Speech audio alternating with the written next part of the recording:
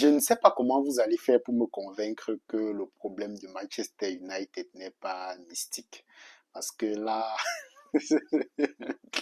sincèrement, je n'y comprends plus grand chose. Très sincèrement. Donc déjà, j'espère que vous allez bien et que chacun de vous se porte très bien. Manchester City écrase Manchester United sur un score de 3 buts à 0. Et comme je le disais d'entrée de jeu, très sincèrement, je ne sais pas comment vous allez faire pour me convaincre que le problème de Manchester United n'est pas mystique. Parce que je n'y comprends plus grand chose. Au fond, ce n'est pas une équipe qui joue mal. Ça veut dire, tu comprends très bien ce que Amorim essaye de faire. Tu comprends très bien avec son 3-4-3 ce qu'il essaye de faire avec les ressorties de balles, avec les pistons qui doivent avoir une activité suffisamment importante, les trois de derrière qui doivent à chaque fois se couvrir les uns les autres. Mais sauf que devant, ça joue bien, ça construit, mais devant, ça ne marque pas. Comment vous voulez gagner un match si vous ne marquez pas? Très sincèrement. Et ce ne sont pas les occasions qui manquent. Les occasions, il y en a énormément. Mais sauf que Manchester United n'arrive pas à marquer. Malgré tout le recrutement qui a été fait lors de ce mercato, où c'est le principal secteur du jeu où ils ont investi de sommes astronomiques. Ça veut dire, si je prends par exemple Matheus Cunha, c'est vrai qu'il n'était pas là aujourd'hui, c'est un transfert de plus de 75 millions d'euros. Si je prends Brian Bemo, c'est un transfert de plus de 75 millions d'euros. Si je prends Sesco qui était sur le terrain aujourd'hui, c'est un transfert de plus de 75 millions d'euros. Sauf qu'avec tout ça, Manchester United n'arrive pas à marquer des buts. Et ce n'est pas qu'il ne tente pas, il tente suffisamment. D'ailleurs, c'est même quoi l'expected goal d'aujourd'hui. Je regarde ça rapidement. City a 1,1.8 d'expected goal, 1,88 d'expected goal, et United est à combien? 1,56 d'expected goal. Sauf que il ne marque pas. City en a City a 1,88, marque 3 buts, mais eux ils ont 1,56 et il n'y a pas de but. Les tirs, il y en a combien exactement? Euh, euh, les tirs, quoi qu'il en soit, bon, le téléphone ça bug un tout petit peu. Les ballons touchés dans la surface, Manchester City à 26, Manchester United est à 29. Donc quand tu regardes le match, presque toutes les statistiques sont en la faveur de Manchester United. En tout cas, la grande partie des statistiques offensives, que ce soit avec les tirs, que ce soit avec l'expected goal, qui n'est pas mal, que ce soit avec les ballons touchés dans la surface de réparation, sauf que Manchester United n'arrive pas à marquer. Donc, si ce n'est pas un problème mystique, je n'y comprends pas grand chose. Aujourd'hui, avec la ligne offensive qu'il y avait, Brian Bemo, qui est plutôt très remuant, c'est vrai, souvent un peu brouillon de temps en temps, quelques mauvais choix de temps en temps, mais il n'a cessé d'être remuant tout au long de la rencontre, mais il n'y arrive pas. Sesko qui fait plutôt un match moyen, en tout cas pour le montant qui a été investi pour lui, parce que en tant que point de fixation, il ne fait pas suffisamment le job pour permettre à l'équipe de remonter, en tout cas pour le match d'aujourd'hui. Je trouve qu'il a été un peu en dessous du niveau, parce qu'en tant que point de fixation, il ne faisait pas beaucoup, il n'aidait pas beaucoup l'équipe pour les aider à remonter. Dans la dernière zone, lors des centres, tout ce qu'il y avait comme centre et tout ça, il n'était jamais bien positionné. C'était toujours la défense de Manchester City qui était sur le ballon. Et donc, c'est ce qu'on fait plutôt un match moyen. Ahmad, de l'autre côté, je n'ai pas compris même d'ailleurs pourquoi il a fini le match, ou alors c'est parce qu'il n'y avait pas un remplaçant de qualité sur le banc. Mais Ahmad fait un match qui est suffisamment bruyant, beaucoup de pertes de balles inutiles, beaucoup d'essais qui n'aboutissent pas à grande chose. Donc, pour moi, il n'aurait pas dû finir le match, mais bon, il a laissé jusqu'à la fin. Donc, United a globalement, tu comprends globalement ce que Amorim essaye de faire. Derrière, je veux dire, c'est pas catastrophique. Certes, il y a encore aujourd'hui le problème de gardien qui pour moi reste un gros problème à Manchester United. Avec le départ de Nana qui ne faisait pas de grandes prestations, je ne pense pas que c'est Baïndi la solution. pour avoir regardé beaucoup de ces matchs depuis la saison passée et ce début de saison, je ne pense pas que c'est Baïndi qui est la solution efficace pour remplacer André Onana, qui est parti à Trabzonspor. Je n'y crois pas beaucoup. Et le nouveau gardien qu'ils ont recruté, c'est vrai, il y a déjà beaucoup de critiques, mais peut-être qu'il faudrait aussi un peu l'essayer pour qu'on voit un peu ce que ça donne. Parce que sur le deuxième but que Erling Haaland marque, je trouve que trop hésitant, il ne sort pas au bon moment et même quand il sort, il ne couvre pas suffisamment d'espace comme il faut, ce qui fait qu'ils encaissent ce deuxième but-là. Idem pour le troisième but, je trouve qu'il tarde trop à prendre la décision. Soit tu décides de sortir et tu sors franchement, ou alors tu assumes de rester dans tes cages en espérant que le défenseur pourra revenir sur Erling Haaland. Donc trop dubitatif à mon avis, et Baïndi, jusqu'ici, ce n'est pas la solution qu'il faut, en tout cas des prestations qu'il propose pour remplacer Onana qui lui n'était pas déjà convaincant.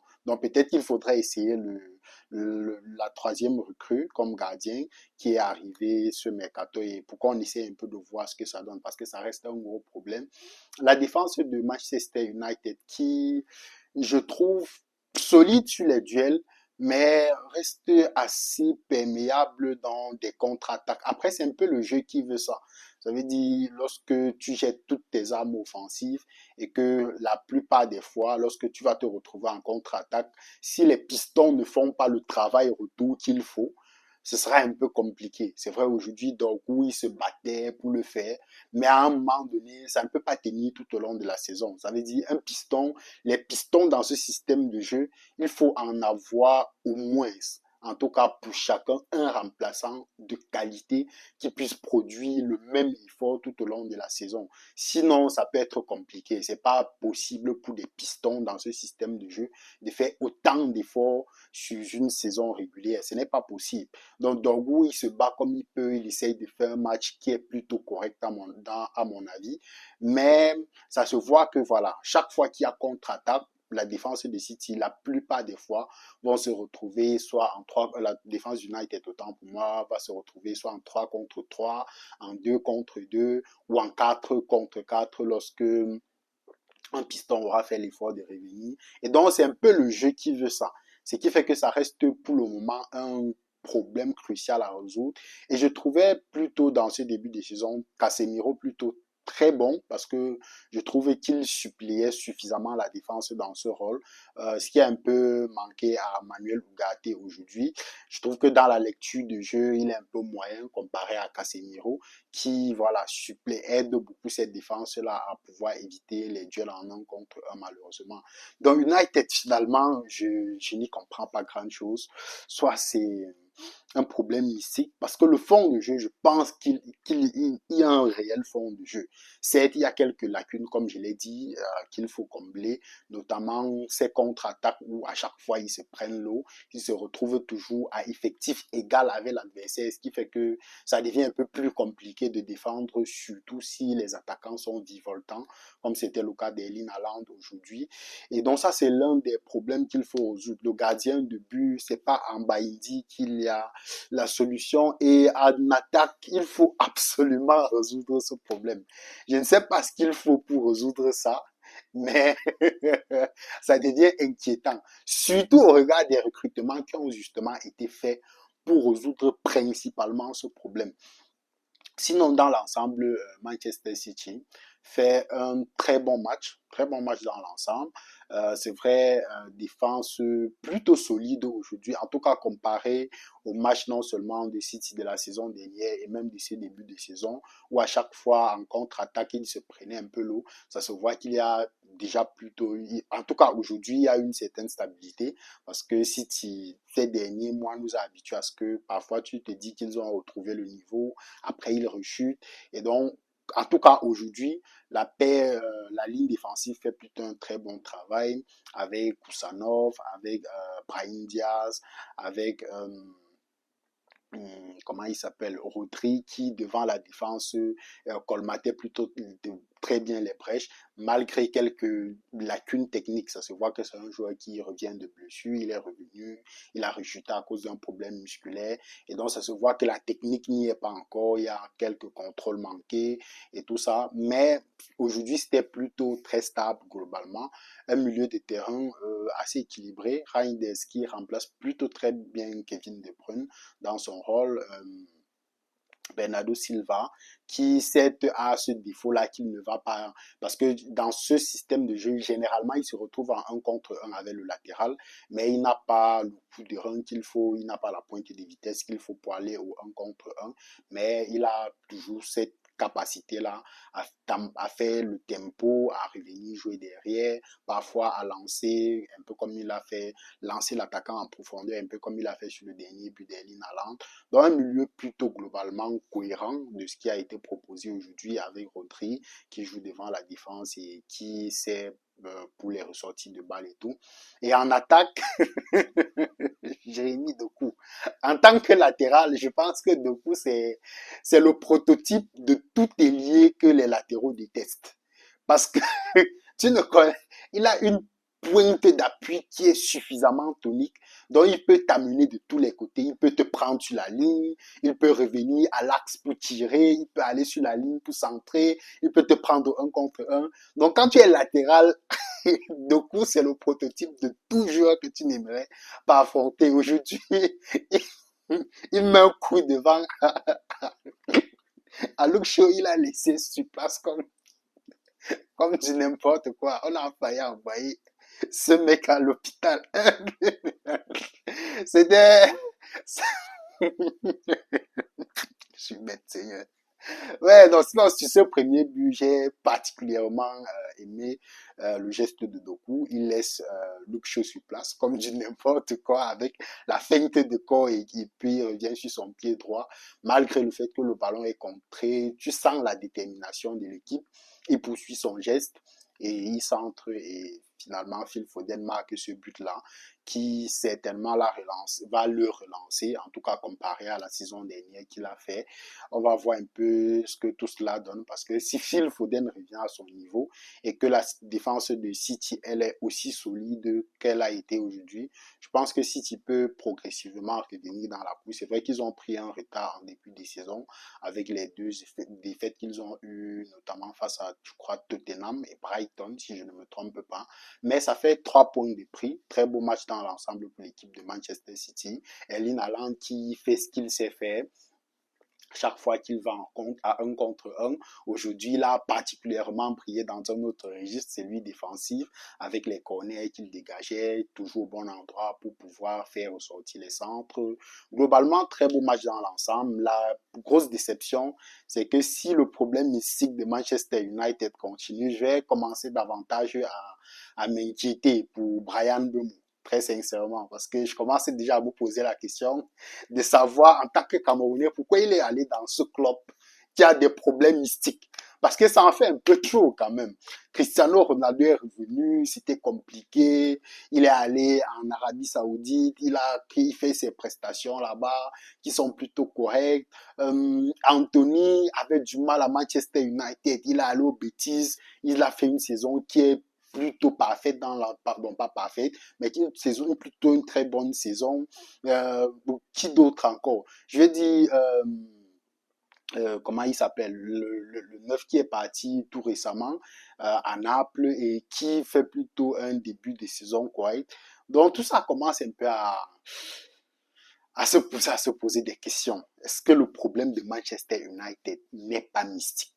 Très sincèrement, dites-moi un peu ce que vous en pensez en commentaire parce que moi je suis inquiet pour le compatriote Brian Mbeumo qui est là-bas et si en club il ne fait pas de belles prestations, ce n'est pas en équipe nationale qu'il pourra donner les prestations qu'on attend de lui, déjà pour les prochaines séances qui arrivent en octobre et pour la CAN qui arrive assez rapidement. Donc dites-moi ce que vous avez pensé de tout ça en commentaire. Et je ne peux pas finir, j'oublie un détail particulier, Donnarumma. Donnarumma, un transfert sur lequel moi particulièrement j'avais des doutes, sachant que ces dernières saisons, Pep Guardiola nous a habitués à jouer avec un gardien qui sait ressortir des balles, qui sait jouer correctement balle au pied. Et Donnarumma, son jeu au pied n'est pas exceptionnel. Donc, ce qui fait que je n'ai pas compris. Je me doutais, je me suis posé pas mal de questions sur le choix de Pep Guardiola d'aller le chercher après le petit désagrément qu'il y a eu avec Paris. Mais aujourd'hui, il fait plutôt une très belle prestation sur sa ligne. L'arrêt qu'il fait sur la frappe de Brian Bemo en seconde période, c'est juste extraordinaire, ce réflexe-là sur la ligne. Mais après, ça ne nous surprend pas venant de Donnarumma. Aujourd'hui, c'est vrai qu'il a souvent des lacunes dans le jeu aérien, mais plutôt très bon aujourd'hui dans le jeu aérien, notamment sur les centres, notamment sur les corners. Et c'était assez impressionnant quand même. Peut-être que, voilà, au-delà de son jeu du pied, qui a quelques lacunes, peut-être que finalement, c'est dans ce registre qu'il va soulever City, les amener dans une autre dimension, comme il a fait avec Paris lors tout au long de leur chemin pour aller chercher la Ligue des Champions la saison dernière. Moi, personnellement, j'avais des doutes avec, comme je l'ai dit, ses lacunes en ce qui concerne son jeu au pied. Mais la prestation qu'il nous sort aujourd'hui, Trafford n'a pas convaincu lors du premier match. Ederson, ces dernières années, c'était un peu compliqué. Et donc, s'il maintient ce même niveau, je crois que City peut devenir encore le City qu'on a connu ces dernières années avec Rodri qui revient aussi progressivement, la ligne défensive qui était plutôt solide aujourd'hui. En tout cas, on va voir ce que tout ça donne. Déjà d'ici quand City joue quand en Champions League, mercredi ou jeudi, ils affrontent, je crois, Naples avec le retour de Kevin De Bruyne à l'Etihad. Ce sera un match certainement agréable à regarder. Et je crois le week-end prochain, un très beau match face à Arsenal. Ce sera aussi un bon match pour pouvoir jauger tout ça avec Arsenal qui se doit cette saison d'aller chercher le titre. Donc, on se donne rendez-vous dans un prochain débrief. Prenez soin de vous et peace.